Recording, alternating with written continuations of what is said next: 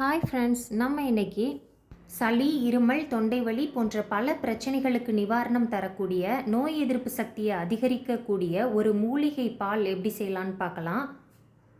Welcome to 90s ஜெனா channel.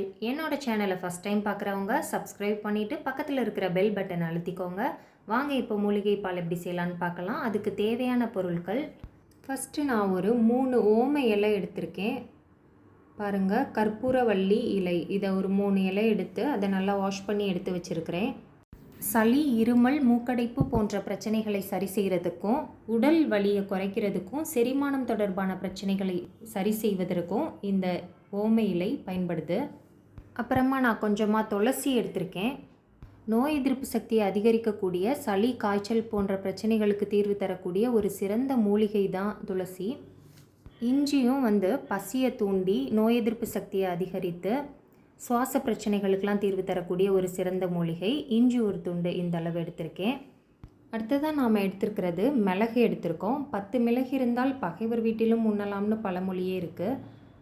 மிளகு இயற்கையாகவே கிருமி நாசினியாக செயல்பட்டு தொற்று நோயெல்லாம் தடுக்குது. சளி, இருமல், தொண்டை வலி போன்ற பல பிரச்சனைகளுக்கு நிவாரணம் தரக்கூடியது. அடுத்ததாக நாம் சீரகம் எடுத்திருக்கோம். சீரகம் செரிமானத்தை மேம்படுத்தி தேவையற்ற கொழுப்பை குறைத்து உடலில் உள்ள நச்சுக்களை வெளியேற்றும் திறன் கொண்டது. இப்போ இதை எல்லாத்தையும் நாம் ஒரு மிக்ஸி ஜாரில் சேர்த்து அரைச்சிட்டு வந்துடலாம். இஞ்சியை சின்ன சின்ன துண்டுகளாக கட் பண்ணி போட்டுக்கோங்க. துளசியை அப்படியே போட்டுடலாம். ஓம இலையை 1-2 கையால் பிச்சு போட்டுக்கோங்க. இப்போ இதை மிக்ஸி ஜாரில் அரைச்சி எடுத்துகிட்டு வந்துடலாம். இப்போ அடுப்பை ஆன் பண்ணிவிட்டு ஒரு பெரிய டம்ளர் அளவு நான் பால் சேர்த்துருக்கேன். நீங்கள் தேவையான அளவு பால் சேர்த்துக்கோங்க. இப்போ நாம் அரைச்சி எடுத்துகிட்டு வந்த மூலிகைகளெல்லாம் இந்த பாலில் சேர்த்துடலாம். சேர்த்துட்டு நல்லா ஒரு ஸ்பூன் வச்சு நல்லா கலந்து விட்டுடலாம். இப்போ நாம் இதில் இன்னொரு முக்கியமான பொருள் சேர்க்க போகிறோம். அது என்னென்னா, வீட்டிலையே அரைச்சி எடுத்து வச்ச ஃப்ரெஷ்ஷான மஞ்சள் நான் சேர்த்துருக்கேன். நீங்கள் மஞ்சள் வீட்டில் அரைச்ச ஃப்ரெஷ்ஷான மஞ்சள் இல்லைன்னா நீங்கள் சமையலுக்கு யூஸ் பண்ணுற மஞ்சள் பொடி சேர்த்துக்கலாம்.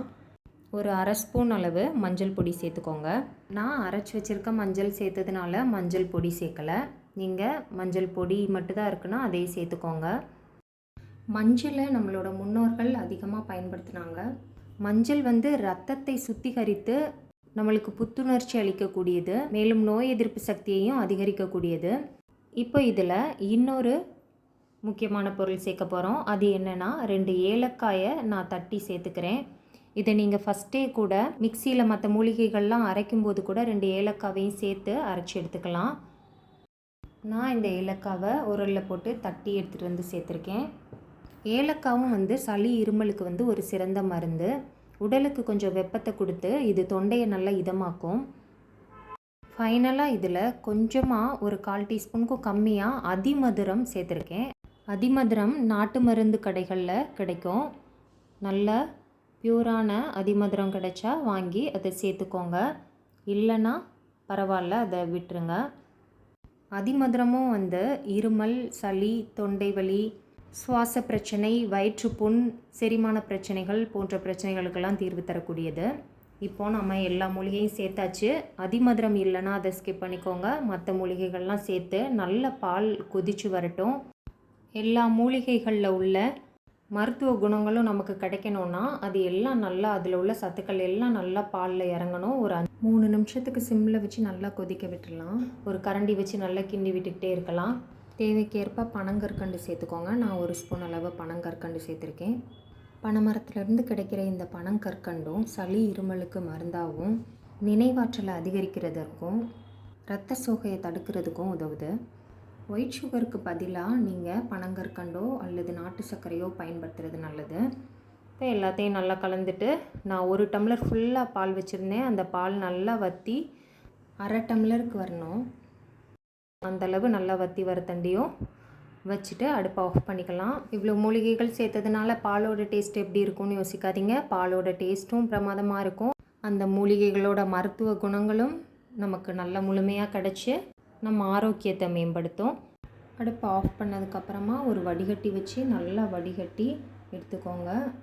உடலின் பல பிரச்சனைகளை சரி செய்யக்கூடிய இந்த மூலிகை பாலை கண்டிப்பாக எல்லோரும் ட்ரை பண்ணி பார்த்துட்டு எப்படி இருக்குன்னு சொல்லி எனக்கு கமெண்ட் பண்ணுங்கள். இந்த லைஃப் தான் நல்லா சுவைத்து சாப்பிட நமக்கு கிடச்சிருக்கு. ஆனால் உணவே மருந்துங்கிறத மறந்துடக்கூடாது. ஸோ சுவையான மற்றும் ஆரோக்கியமான உணவுகளை சுவைத்து மகிழுங்கள். என்னோடய சேனல் பிடிச்சிருக்குன்னா லைக் பண்ணுங்கள், சப்ஸ்கிரைப் பண்ணுங்கள். தேங்க்ஸ் ஃபார் வாட்சிங்.